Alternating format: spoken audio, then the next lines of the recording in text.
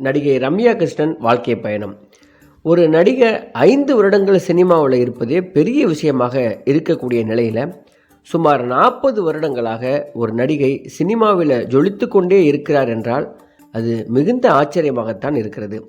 நடிகை ரம்யா கிருஷ்ணன் சென்னையில் வசித்து வந்த தெலுங்கை தாய்மொழியாக கொண்ட ஒரு பிராமண குடும்பத்தில் 1970ஆம் ஆண்டு செப்டம்பர் 15ஆம் நாள் திரு கிருஷ்ணன் மற்றும் மாயா தம்பதிகளுக்கு பிறந்தார். பழம்பெரும் நடிகரும் துக்ளக் பத்திரிகையின் ஆசிரியருமான திரு சோ ராமசாமியின் சொந்த தங்கை மகள் தான் இந்த ரம்யா கிருஷ்ணன். அதாவது ரம்யா கிருஷ்ணனின் சொந்த தாய் மாமன் தான் சோ ராமசாமி அவர்கள்.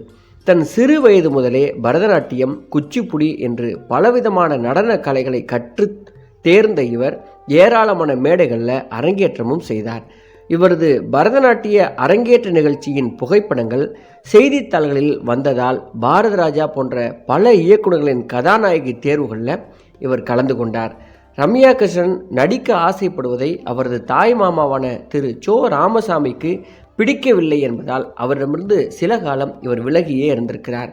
சித்ராலயா கோபு இயக்கிய வெள்ளை மனசு என்ற படத்திற்கு ஹீரோயினாக 13 வயது சின்ன பெண் கிடைத்தால் அந்த கதாபாத்திரத்திற்கு பொருத்தமாக இருக்கும் என்று அந்த படத்தின் ஹீரோ ஒய்ஜி மகேந்திரனிடம் அதன் இயக்குனர் சொல்ல 8ஆம் வகுப்பு படித்து கொண்டிருந்த ரம்யா கிருஷ்ணனை அழைத்து வந்து சித்ராலயா கோபுவின் முன் நிறுத்தியிருக்கிறார் ஒய்ஜி மகேந்திரன் அவர்கள்.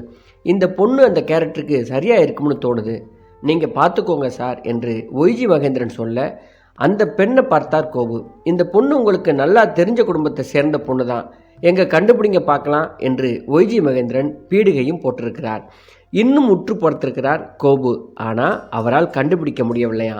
கடைசியில் நம்ம சோ இருக்காரே, அவருடைய தங்கச்சி பொண்ணு ஸ்கூல் போயிட்டுருக்கா என்று விளக்கி சொல்லியிருக்கிறார் ஒய்ஜி மகேந்திரன் அவர்கள். ரம்யா கிருஷ்ணனின் கண்களில் இருந்த ஒரு விதமான ஈர்ப்பை உணர்ந்த இயக்குனர் கோபு அவர்கள் அவரின் குரலில் இருந்த வசீகரத்தையும் கண்டு மிகுந்த ஆச்சரியப்பட்டிருக்கிறார். கேட்ட கேள்விகளுக்கெல்லாம் கேள்விக்கு தகுந்தாற் போல டக்கு டக்கு என்று முக பாவனைகளை மாற்றி பதிலளித்த போதே இந்த பெண் இந்த கேரக்டருக்கு மட்டுமல்ல எந்த கேரக்டராக இருந்தாலும் அசத்தி விடுவார் என்ற நம்பிக்கை கோபுக்கு வரவே தனது படத்தில் ரம்யா கிருஷ்ணனை ஹீரோயினாக்க ஒப்பு கொண்டிருக்கிறார். அந்த நாளிலிருந்து அவருடைய சினிமா பயணம் ஆரம்பித்தது. பிலிம்கோ நிறுவனம் தயாரித்து சித்ராலயா கோபு இயக்கி 1983ஆம் ஆண்டு வெளிவந்த வெள்ளை மனசு என்ற திரைப்படத்தின் மூலம் தமிழ் சினிமாவில் நடிகையாக அறிமுகம் கண்டார் ரம்யா கிருஷ்ணன் அவர்கள். அதன் பிறகு படிக்காதவன், பேர் சொல்லும் பிள்ளை, காதல் ஓய்வதில்லை போன்ற பல படங்களில் சின்ன சின்ன வேடங்களில் இவர் நடித்து வந்தார். ஆரம்ப காலகட்டம் பெரும் போராட்டங்களுக்கு இடையில் தான் அவருடைய சினிமா பயணம் அமைந்திருக்கிறது.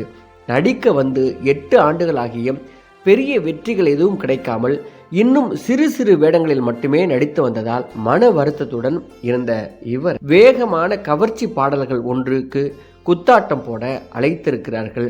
அந்த சமயத்திலும் ஆட்டமா தேரோட்டமா என்ற அந்த கவர்ச்சி பாடலில் ஆடுவதற்கு எவ்வளவு பணம் கொடுத்தும் அதில் ஆட முடியாது என்று முதலில் கூறிய ரம்யா கிருஷ்ணன் அவர்கள் அதன் பிறகு அந்த படத்தில் வேறு ஏதாவது ஒரு கேரக்டர் இருந்தால் கொடுங்கள் என்று கெஞ்சி கேட்டபோதும் முதலில் நீங்கள் இந்த பாட்டில் ஆடுங்க என்று அவர்கள் சொன்னதாக கூறப்படுகிறது.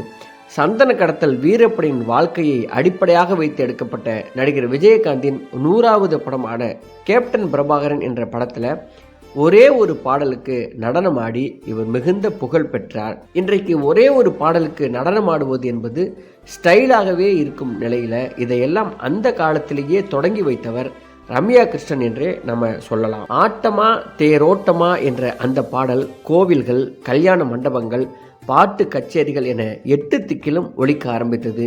இசை ரசிகர்களை துள்ளி குதிக்க வைத்தது.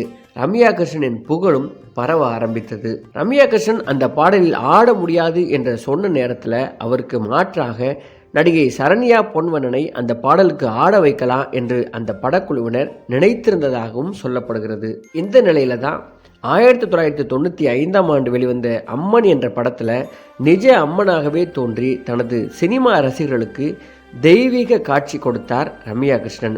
1999ஆம் ஆண்டு வெளிவந்த சூப்பர் ஸ்டார் ரஜினிகாந்தின் படையப்பா என்ற படத்தில் நீலாம்பரி என்ற கதாபாத்திரத்தில் மிகச்சிறப்பாக நடித்து மக்கள் மனதில் நீங்காத இடம் பிடித்தார். இந்த படத்திலிருந்து இவருடைய சினிமா வாழ்க்கை டாப் கியரில் எகிர ஆரம்பித்தது. சூப்பர் ஸ்டார் ரஜினிக்கு இணையான கதாபாத்திரத்தில் அவருக்கு வெள்ளியாக துணிச்சல் மிகுந்த பெண்ணாக தனது கம்பீரமான குரலோடு நீலாம்பரியாக மிரட்டி புகழின் உச்சிக்கே இவர் சென்றார் என்று சொல்ல வேண்டும். வயசானாலும் உன்னுடைய ஸ்டைலும் அழகும் இன்னும் ஒன்றை விட்டு போகலை என்று இவர் பேசும் வசனத்தை தமிழ் ரசிகர்கள் எக்காலத்திலும் மறக்கவே முடியாது என்று சொல்லக்கூடிய வசனமாக அமைந்துவிட்டது. அதுவும் ரஜினிக்கு ஈக்குவலாக டஃப் கொடுத்த இவருடைய நடிப்பு பயங்கரமாக பேசப்பட்டது. படையப்பா படத்தால் தென்னிந்தியாவில் மட்டுமல்லாமல் சர்வதேச அளவில் ஜப்பான், சிங்கப்பூர், லண்டன் மற்றும் பாரிஸ் போன்ற பல நாடுகளிலும் இவருக்கு அங்கீகாரமும் புகழும் கிடைத்தது.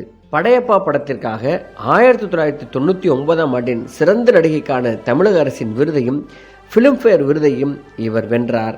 தனது படையப்பா படம் பற்றி ரம்யா கிருஷ்ணன் சொல்லும்போது, நீலாம்பரி கேரக்டர் பற்றி என்கிட்ட சொல்லும்போது எனக்கு ரொம்பவே பயமாக இருந்தது. அப்போது வேறு சாய்ஸ் இல்லைன்னு தான் இதை நான் பண்ணினேன். ஆனால் அந்த கேரக்டருக்கு உண்மையாக நான் நடித்தேன். அதுதான் என்னுடைய கேரியரில் பெரிய மைல்கல்லாக அமைந்தது. அது மாதிரி நாம் எதிர்பார்க்காதது எல்லாம் சில நேரங்களில் நடக்கும். வித்தியாசமான கதாபாத்திரங்களில் உங்களை நடிக்க சொல்லி யாராவது கேட்டால் எதனால் அப்படி கேட்குறாங்கன்னு யோசித்து முடிவெடுங்க என்று தன்னுடைய திரைத்துறை நண்பர்களுக்கு ஒரு சின்ன ஆலோசனையையும் இவர் கொடுக்கிறார். 1990களில் தெலுங்கு திரையுலகின் முன்னணி இயக்குநர்கள் ஒருவராக இருந்த திரு கிருஷ்ணவம்சி இருந்த சமயத்தில் அவரது இயக்கத்தில் ஸ்ரீ ஆஞ்சநேயம், சந்திரலேகா போன்ற படங்களில் கதாநாயகியாக ரம்யா கிருஷ்ணன் அவர்கள் நடித்தார். ரம்யா கிருஷ்ணனின் 2 படங்களை இயக்கிய கிருஷ்ணவம்சியின் மேல் காதல் ஏற்பட்டதோடு ரம்யா கிருஷ்ணனின் குறும்புத்தனமான பேச்சும் திறமையான நடிப்பும் கிருஷ்ணவம்சியை மிகவும் கவர்ந்துள்ளது. இப்படி ஆரம்பித்த இவர்களது காதல் பயணம் யாருக்கும் தெரியாமல் கிட்டத்தட்ட 7 ஆண்டுகள் வரை தொடர்ந்திருக்கிறது. 7 ஆண்டுகள் காதலுக்கு பிறகு 2003ஆம் ஆண்டு ஜூன் 12ஆம் நாள் ரம்யா கிருஷ்ணன் கிருஷ்ணவம்சி திருமணம் சிறப்பாக நடைபெற்றிருக்கிறது. இந்த தம்பதிகளுக்கு ரித்விக் என்ற ஒரு மகன் உள்ளார். ரம்யா கிருஷ்ணனின் தந்தை பெயரும் கிருஷ்ணன், கணவர் பெயரும் கிருஷ்ணன் என்பது இதில் சுவாரஸ்யமான ஒரு தகவலாகும். இந்தியாவில் மிக பெரும் வசூல் சாதனை படைத்த பாகுபலி என்ற படத்தில் சிவகாமி தேவி என்ற கதாபாத்திரத்தில் சிறப்பான நடிப்பை வெளிப்படுத்தி அனைவரையும் இவர் கவர்ந்தார். 2019ஆம் ஆண்டு விஜய் சேதுபதியுடன் இணைந்து சூப்பர் டீலக்ஸ் என்ற படத்தில் லீலாவாக இவர் கலக்கினார். 35 ஆண்டுகள் சினிமாவை ஆட்சி செய்துவிட்டு குயின் என்ற வெப்சீரிஸ் ஒன்றில் ஒரு மாநிலத்தையே ஆளும் முதலமைச்சராக இவர் நடித்தார். இருந்தபோதும் அந்த கதாபாத்திரத்திற்கு சொந்தக்காரரான முன்னாள் முதல்வர் ஜெயலலிதாவை நேரில் சந்திக்க முடியாமல் போய்விட்டதே என்று வருத்தப்படவும் செய்தார். ரம்யா கிருஷ்ணன் தனது கணவரை விவாகரத்து செய்து விட்டார் என்றும் இருவரும் தனித்தனியே பிரிந்து வாழ்கிறார்கள் என்றும் பலவிதமான வதந்திகள் வந்த நிலையில் அதற்கு முற்றுப்புள்ளி வைக்கும் விதமாக பேட்டி ஒன்றை வெளியிட்டார். அதில் அவர் சொன்னது, நானும் எனது கணவரும் நல்ல தம்பதிகளாக வாழ்ந்து வருகிறோம். நான் ஒரு நடிகை. என்னுடைய வாழ்வில் நான் விரும்பும் வரை தொடர்ந்து நடிக்க விரும்புவது எனது உரிமை. ஒரு நடிகையாக அது எனது கடமையும் கூட. இதை என்னுடைய கணவர் நன்கு புரிந்து கொண்டிருக்கிறார். அவர் ஒரு தெலுங்கு இயக்குனர் என்ற நிலையில் அவர் ஹைதராபாத்தில் தங்கி இருக்க வேண்டிய நிலையில் இருக்கிறார். நான் எனது சீரியல்களில் தடையின்றி கலந்து கொள்ள வசதியாக சென்னையில் என்னுடைய பெற்றோருடனும் மகனுடனும் வசிக்கிறேன் என்று சொல்லுகிறார். எங்களுக்கு நேரம் கிடைக்கும் போதெல்லாம் நாங்கள் சென்னையிலோ அல்லது ஹைதராபாத்திலோ சந்தித்து கொண்டு தான் இருக்கிறோம். இருவருக்கும் ஒன்றாக விடுமுறை வந்தால் அப்போது குடும்பமாக எங்காவது டூர் செல்லுகிறோம். தேவைப்படும் போதெல்லாம் தொலைபேசியில் தொடர்பு கொண்டு தொடர்பில் தான் நாங்கள் இருக்கிறோம். நாங்கள் விவாகரத்து வாங்கவில்லை என்றும் இவர் பதிவு செய்திருக்கிறார்.